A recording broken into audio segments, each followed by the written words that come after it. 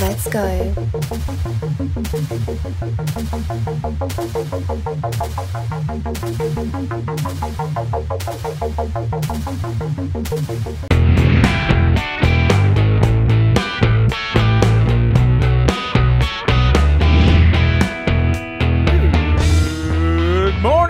Ringside Wrestling. It is me, your managing editor for Wrestling Inc., Nick Hausman, back in the saddle for another Friday video version of our WINCLY podcast. And I'm joined here, as I am every Friday, by the man up top, the executive editor, the owner, proprietor, and now I know the president of Wrestling Inc. It is Raj Giri. Raj, welcome back to the WINCLY. What a nutty, crazy week it's been, Nick.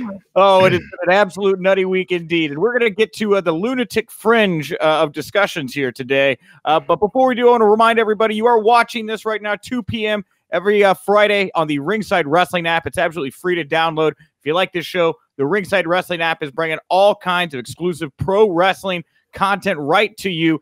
There is original content Monday through Friday, 7:30 p.m. Eastern. Tune in, join the Hangouts chat. You get to hang out with people like Josh Matthews, Petey Williams, Madison Rain, so many more. Thank you all so much for joining us. And with that out of the way, let's get to it here, Raj. The top 5 stories of the Wink. And our 2 top stories are going to revolve around the same guys. Let's get to it. First story of the week, the big news, Jon Moxley, formerly Dean Ambrose, has officially joined AEW. He made his debut at the end of Double or Nothing, attacked Jericho, attacked the referee, and then he gave the AA to Kenny Omega off a big old stack of chips. He will next face Joey Janela at Fyter Fest on June 29th. Raj, what did you think of Jon Moxley's AEW debut? I thought it was great. I thought it was a perfect way to bring him in. I felt like this was more effective than having him, be the Pac's replacement against Adam Page. It felt bigger. It was more of a surprise. I thought it was great. It was delivered great. Jon Moxley had that he had that tint in his eye that he seemed to have lost over the last few years. He had that wild madman, crazy gimmick that never really got to flourish in WWE. So a great get for AEW. Yeah, everybody, when we were sitting there in the stands, I had a few people say, that casino battle royal, there's gonna be like 4 groups of 5, and then one person enters the battle royal left, and they're like, that's right, have Moxley come out. You can hook everybody for the pay-per-view. But realistically, I think there were a lot of fans out there that bought this pay-per-view with the idea that maybe they're going to get Jon Moxley. And they delivered on this one. Yeah. I mean, it's like I said, it's a great get. I mean, one could argue you could have saved it for the first TV show, but Moxley's eager to get started. He signed up for a bunch of indie dates. So I think this was a great time to do it. And he's motivated. He looked great, and he's not holding back. He's not pulling any punches, that's for sure. No, he is not. And I said earlier, his first opponent's going to be Joey Janela, Fyter Fest, end of June. Great first bout here. Joey Janela, known for these kind of super matches, right? He likes to take on legends. They had a back and forth that aired on BTE where Joey Janela sparked up a cigarette. Moxley took that cigarette from him, put it to the side. Everything I have, it's been just so glowing, and I love everything, but I don't like cigarettes in my pro wrestling, Raj, and I have to keep bringing it up because I saw that, and I, as a former smoker who has reformed and been off the wagon here or on the wagon, I guess, for 4 or 5 years, it hurts me to watch them, in all of this, just bring cigarettes involved, Well, maybe a bottle of Jack would have been a little better, but it's clear they're not going for the little kids. Yeah, obviously. Well, on that note, let's get to the second big story of the Wink, and this one also involved Jon Moxley. So we got to see Mox at Double or Nothing. He's now part of AEW, but what we didn't know is the story of how he got there. Well, we got that story on Chris Jericho's Talk is Jericho podcast earlier this week. Moxley talked about how Vince's creative process is, quote-unquote, killing WWE right now. He had been offended by many of the things Vince and WWE had asked him to do on WWE TV, including ragging on the fans for being filthy, making light of Roman Reigns' real-life battle with cancer. He said he knew about, as of July of 2018, that he was ready to leave. He was going to leave when his contract was up, but he had no idea that WWE was going to do any of the things they did on his exit, including putting out that press release. So, that is the 30-second abridged version of that Jon Moxley interview. But what did you take away? What stood out to you the most in this explosive interview? Well, it's stuff we've talked about forever, about the creative being a big problem in WWE, and you see it in the declining ratings, and all the forms of consumer spending are going down.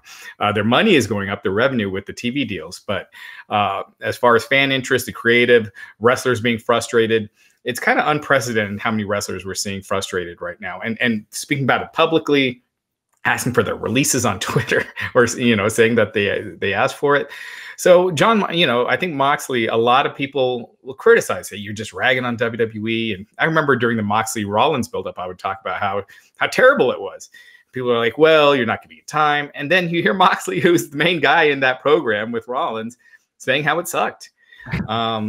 So, I mean, he went into detail. He said he wants his time in AEW to prove that WWE's creative process sucks. He said it does not work. It's absolutely terrible. He said it to Vince. He said it to Hunter.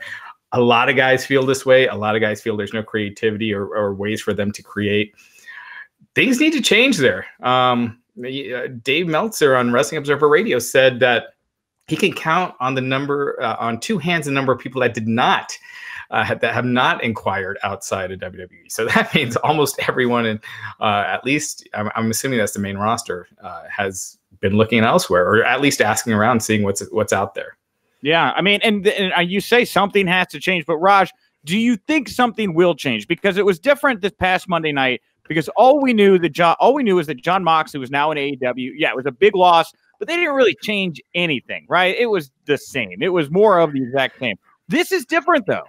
This is the direct shot. You heard it from the man himself, his unhappiness, about how he fell into a depression, how he, again, he thinks that this creative process is killing WWE. Is this the slap in the face wake-up call where we actually see some change? No. I mean, we've seen it time and time again. What it's going to take is, and I don't even know what I would assume it would take is AEW's TNT ratings starting to eclipse Raw. And I think that's when the panic will start setting in, and the news stories start coming in that WWE is not, that someone's beating them in cable ratings. And I think until that happens, I see nothing changing. You're going to see these small Band-Aid fixes like the wild card rules, stuff that makes no sense. I thought this past Monday's Raw was worse than the past few weeks. Yeah, I agree. And it's interesting because one of the notes that came out of this that I thought was interesting is they had him set to lose to Nia Jax. You're beat up by Nia Jax on Raw, and then they were going to have him lose on the house show. But he and Nia enjoyed working together so well that when they went out and they did their segment together, the chants were chanting, "Let them fight," and the fans were loving it. And because the fans were enjoying something, Raj, they decided to kill it. And that right there is the story of WWE for me at the moment. And not just that, they booked EC3 to fail in that segment. They had him beat Ambrose. Ambrose, that just got fans on Ambrose's side. They booed EC3, and he has been buried ever since. He lost the very next week in a quick match to Ambrose and hasn't wrestled a singles match since. And Ambrose basically said that there's a ton of heat for that, and now we know why EC3 is where he is. How can you put the heat on EC3 for this one, though? You put him out there like this. Okay, look, it's Dean Ambrose, beloved Dean Ambrose, indie darling. Not only that, he's been in the Shield, so kids love him, families love him, right? They love this Dean Ambrose guy. All we know about EC3 is he's this 1%er, better than everybody else, and he's sent out there to do a 2-minute match, and they're like, "You're the babyface." Like, I don't even know how you get to a point where that is logic that even makes sense, Yeah, and the promos that they had for him was just him like getting undressed, and it was the same one every week, clumped in with Heavy Machinery and Nikki Cross. So it was it was just a cluster. A total cluster. Other stuff coming out of this, talking about how little creative decisions that wrestlers disagree with the creative team. Like there was a promo he was given where he had to say the word pooper scooper, right? And he's like, who says pooper scooper? Like no cool person says pooper scooper. And in order to get that one little line removed from that promo, he had to go wait in front of Vince McMahon's office for like an hour to make his case about pooper scoopers. I mean, it seems like, I used to be a recess teacher. I used to watch children for a living. I would feel like a little kid on the playground right now, having to go to a guy like me to get something approved if you're going to be micromanaged to that degree, Right. And, look back at all the greats, right? Who said stuff like that? So, when you think of Steve Austin, Randy Savage, Ric Flair, who would use a term like pooper scooper? Right. So 100% with Dean Ambrose. I mean, The Rock might be able to make it work, but no one uses that kind of terminology. Yeah, and the other thing about, he didn't know they were going to put out the press release, about him leaving. He took it as a compliment because they had never had to address somebody leaving for the company. For your money, he says they were trying to just control the narrative. What do you think WWE put out that press release? It was, when I got it, I was like, this is so bizarre. This has never happened before. We ask them about stuff like this all the time, and just like, dead silence. This was the first time that I can remember them doing that. And they have in the past with CM Punk said that he was leaving, and maybe at the time they believed he was, but he didn't. But with Moxley, I kind of have to think it's what Moxley said, that they were trying to get ahead of the story and to have their version out there. Yeah. And not like make it, because otherwise the internet would be like, and which they were, is that Ambrose is unhappy because of creative and this is how bad it is with the company. But by putting their little spin on things that they just didn't work things out, I think they felt that it made them look better. Yeah, and one of the other things I thought that was interesting in this was, he talked about working with former deathmatch wrestler Nick Mondo on putting these viral videos together. The one where he did the prison break. He also worked with Nick on the Time's Up video to set up the IWGP United States Championship match he has with Juice Robinson coming up here, I think, next week. So, it's all happening so fast. Going fast, yeah. Well, I released this interview with Nick Mondo just yesterday on the WINCLY, and one of the things that I thought was probably the most fascinating about this interview was that when he started working with Moxley on this video, he didn't really know what the plan was, right? Like, he didn't think that John really even kind of knew what he was going to do. He just knew he wanted to make this like prison break video, right? And I kind of step by step peppered Mondo with questions like, well, you guys did the Viper Room logo with the 2 and the 5 on the dice. Was that a double or nothing illusion? He's like, no, it just happened. Like, we just taped him past the wall. He brought up how fans had been looking at the tick marks on the wall, right? And he's like, we have this one spotlight at one point, and I guess there's 25 perfect. They're like, it's 25 again. He's like, no, my filmographer just said we need more tick marks, and I did enough tick marks. So we thought about it. I go, well, the hounds of justice, right? The dog's chasing him. That's got to be an allusion to the Shield. He's like, no, we just dogs. Yeah. He's like, we were so actively trying not to throw shade at WWE and make this more about its own thing, just a tale of freedom. It's just incredible to hear him talk about that. And he talks about the Time's Up video and how they had to intentionally kind of put, a Union Jack in there so you wouldn't know it was him or things like that. Just listening to the way these guys played their cards behind the scenes. It really could not have been any better. And, what a fun thing for the fans. Again, it's like these guys are like, we just made a fun video. Everybody else found all these other things. And guess what? It was all just nothing. It was just a video, Yeah, you see that, like, if you like this Sopranos finale where you got hundreds and hundreds of different theories and things like that. Yeah, it's fun, but that's absolutely hilarious that none of that was intentional. Because I thought the dice was. I thought that was a little nod, but it wasn't. No, well, it's like he would have to have known that he was for sure going to Double or Nothing, and it sounds like when they made this video, that was not a sure thing, and. Right. If anything, and again, you go listen to the interview. It's available on yesterday's WINCLY. But he talks about how Moxley really just came to him with this idea of like, well, I want to be escaping this prison. I have this visual of me clutching barbed wire. And Nick and his small crew of 2 or 3 guys that filmed this thing, they filled in the details, right? So these were all things that they did. They couldn't have even known what he was doing or where he was going. They were just picking stuff, And those two promos that Nick did between with the New Japan one and that Prison Break one are 2 of my favorite promos I've seen in a long time. Yeah, and he absolutely leaves the door in the promo or the interview we did about doing more of this stuff for AEW. Can you imagine that guy making multiple AEW promos for them. I mean, that's, and we talked at length, or he talks about it, but I know we've talked about it. He spent $8,000 on this photo shoot on his film shoot on his own. It's not like you're making a short film to go sell to Netflix to get the money back. You're just throwing money at this, Right. It's just getting a buzz for yourself. And man, did he ever do that? Yeah. Well, the other thing before we jump off the Moxley thing, because I know everybody wants to hear all the Mox stuff here before we get to the other couple items here. He is scheduled to go for the United States IWG or the IWGP United States Championship in New Japan. Chris Jericho is going to be facing off for the IWGP World Heavyweight Championship very quickly here against Okada. Very interesting to think about how AEW's two top stars are involved now in title programs over in New Japan Pro Wrestling. I wonder what that does with New Japan, the relationship with ROH, and how New Japan can be working with AEW going forward.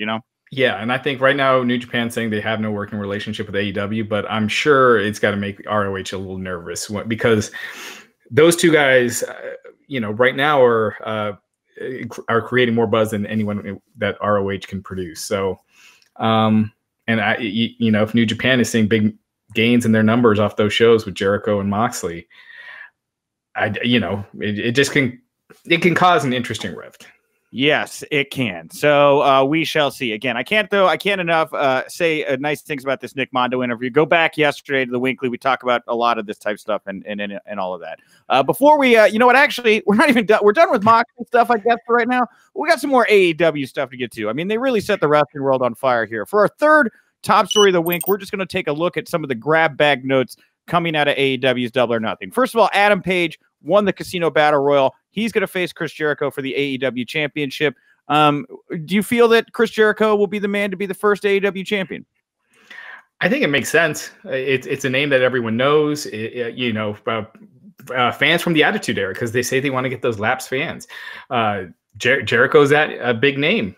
So I think that will just help drive in people initially. Obviously, he shouldn't hold it forever, but get the title on him, make it a hot feud with Adam Page, leading to Moxley or Omega. I mean, you got those four in the mix. It's some really exciting stuff, but I would go with Jericho.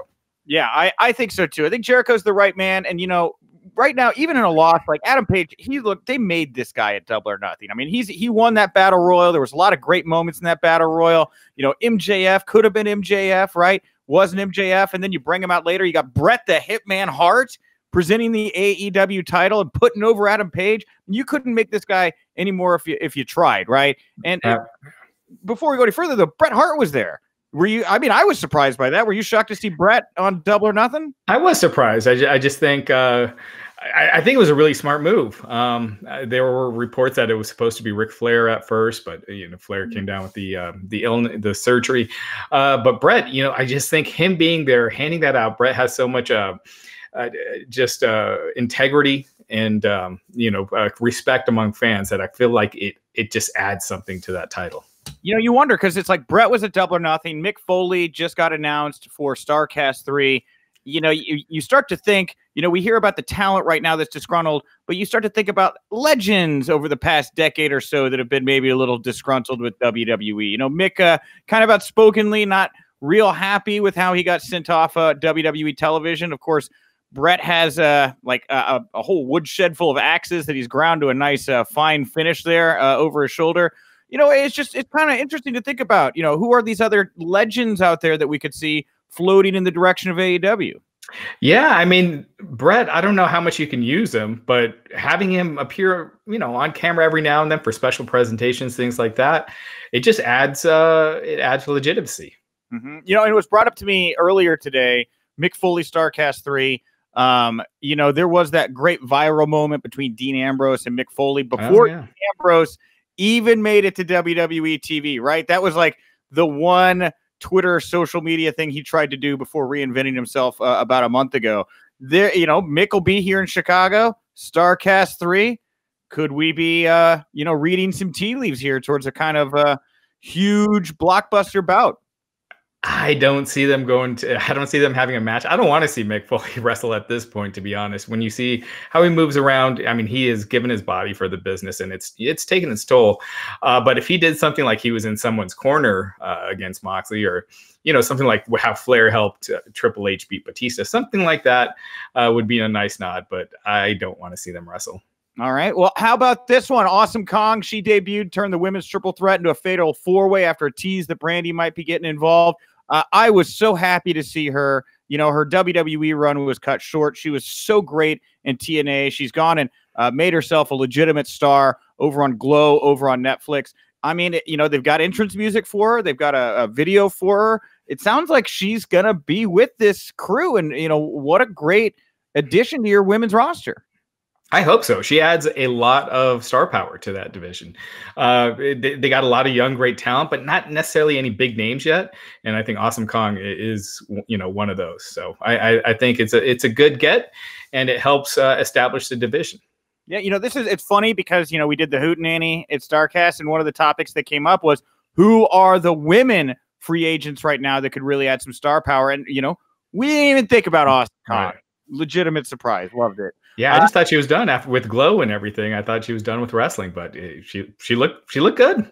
You know, that's the thing about AEW, right? It's like, I feel like if there was even a little bit of an ember creating some smoke in your heart, like the fire just got relit. You know what I mean? Yeah. New chance, new place to run. And speaking of people finding new places to run, the last thing here, of course, all of Double or Nothing was great. Cody Dust and every match was good. Go watch it. But the thing that I think that grabbed me AEW news-wise this week was Dean Malenko signing on as an AEW producer, just a legend, and I know he's going to bring a lot to that company. Yeah, that's a lot of knowledge, and that's a great get.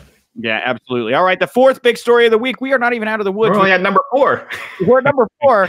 Number 4 here, fourth big story of the week. Sami Zayn drops an AEW reference on Raw, right? Multiple conflicting reports. Was it scripted? Was it not scripted? Well, whether it was or not, it sounds like, according to Wrestling Observer, Alvarez saying that Vince McMahon flipped his lid backstage when AEW was referenced on TV. It's still available over on the replay over on the USA Network, but they did cut the AEW reference from the YouTube video they put up earlier. What do you think, Raj? Scripted, not scripted? What's going on here? Well, we've heard I'm so used to calling him Dean Ambrose still, but we heard Jon Moxley talk about all the hurdles with a script change and things like that. It could easily be one of those things that they decided to add to the script that they thought was going to get sent to Vince for approval, and it never made it. You know, like the pooper scooper never got to Vince, you know? So when Vince saw it, he didn't know about it and was, you know, incensed. Whereas the creative team thought they were doing something controversial to get this dumb electric chair idea over, where they have a actual electric chair in the ring that people aren't even sitting on while they're being interviewed. But, you know, I think you want to, when you're trying to push it something controversial, that's a way to do it. Is get that AEW reference. It gets people talking, but I can see Vince not wanting that on his TV the night after that very successful, or 2 nights after a very successful pay-per-view. You know, it's interesting because I think back to what Moxley said in the interview with Jericho about how he just got so tired of all the prop comedy, right? He just wanted to be a genuine badass. And, you know, I look at this Sami Zayn segment here, and it just smacks of exactly what Moxley was saying, right? Like, you could have sent Sami Zayn out there and said, I'm going to take any questions. I am an open book. Ask me anything. Could have just been in the ring, badass Sami Zayn, maybe sitting on a top turnbuckle, and then he could have shot from the hip, made that AEW reference, and I think it would have felt more natural and maybe even would have grabbed people more. But it's like, you can't just have him go out there and be a badass who's saying whatever he wants with a live mic. You got to put him in an electric chair. Right, exactly. Right? Instead of just an interview segment where like a no holds barred interview segment, and where you know what, they probably should script the questions from the audience. Those were terrible. Yeah. With ginger snaps and when are you going to retire? It's like, who, you know, how about have the actual media ask questions? That'd be good, right? Yeah. Like, why aren't you going to Saudi Arabia again? What were the reasons you were told? You know, that would get people talking. Are you texting Dustin Rhodes like the rest of the roster right now, trying to figure out what it's like to make that bridge? I don't know. Maybe that's why they don't let me out there. Maybe that's why they stuck with the fan questions. Okay, well, we'll get to some non-AEW news here for our final 5th top story of the week. Of course, NXT Takeover 25 happening this weekend, this Saturday night. We're going to have our quick predictions on the 5 bouts announced for it. First of all, we'll start with the NXT Women's Championship. Shayna Baszler defending against Io Shirai. Who do you think goes over here, Raj? I think it's Io Shirai. I think it's time for Shayna Baszler to go to the main roster. She's been in NXT a long time, so I think she loses here, loses their rematch at the SummerSlam Takeover, and heads to the main roster after that. We shall see. Again, it's like I see Shayna Baszler. I know they love her a lot. That Ronda Rousey is off in the wings right now. She's been such a strong female presence in that NXT, the women's division.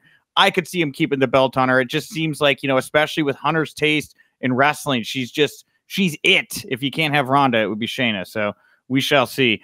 The other match here, the ladder match for the vacant NXT Tag Team Championship. Of course, the Viking Raiders, formerly the Viking Experience, formerly the War Raiders, vacated the NXT Tag Team Championship. So there's going to be 4 teams competing in this ladder match to take them. It'll be the Street Profits versus Undisputed Era versus Forgotten Sons versus Oney Lorcan and Danny Burch.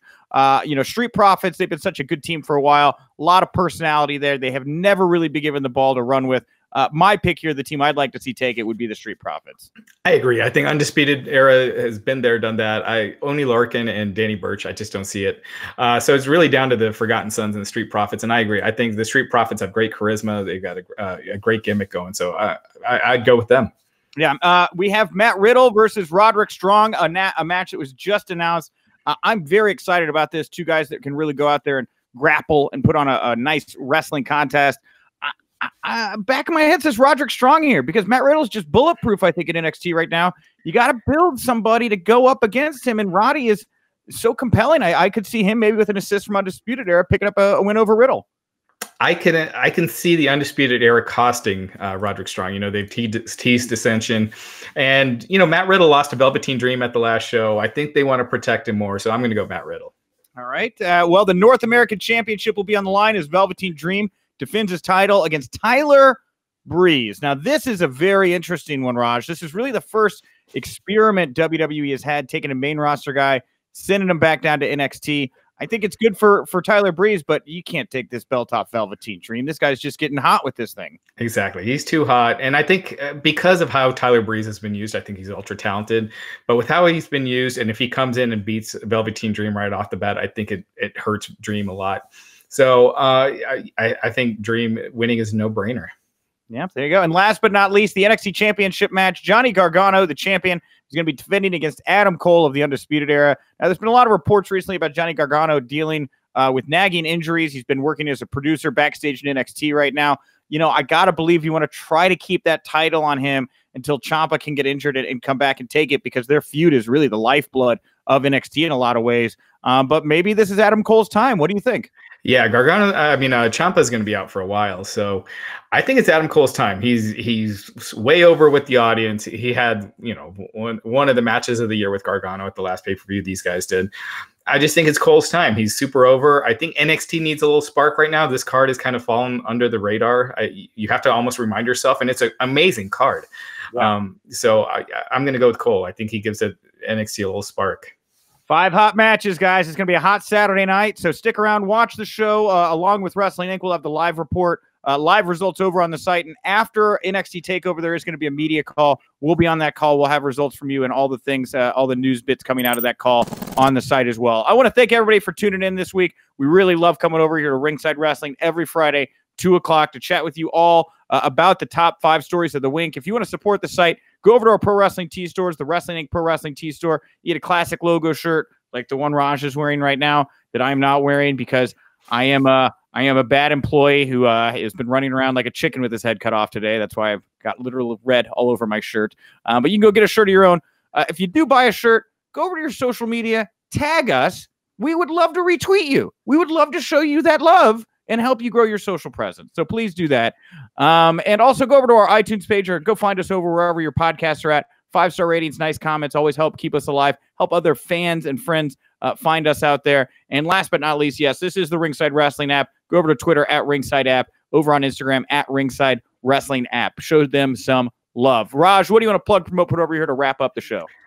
Just keep following the site. I mean, this week has just been an insane week, and it's not going to slow down. Next week, we got the Saudi Arabia show. We got Super Showdown. I mean, the next one, Stomping Grounds. It's just so much stuff. AEW Fighter Fest is coming up. New Japan. We'll be there. Yeah, we'll be there. So just a ton of stuff. It's all happening, everybody. It's been a big week. I think, you told me, Raj, was it we got traffic this week that was on par for like a WrestleMania week, right? Like a SummerSlam week, like one of the bigger, not WrestleMania, but the bigger ones. Okay, well, this wasn't even their WrestleMania. This was just their first pay-per-view. So lot of road to run here on, guys. We look forward to running it with you. Thanks so much for tuning in. I'm Nick Hausman at Wink Rebel over on Twitter. And remember, if you winked, you didn't miss it.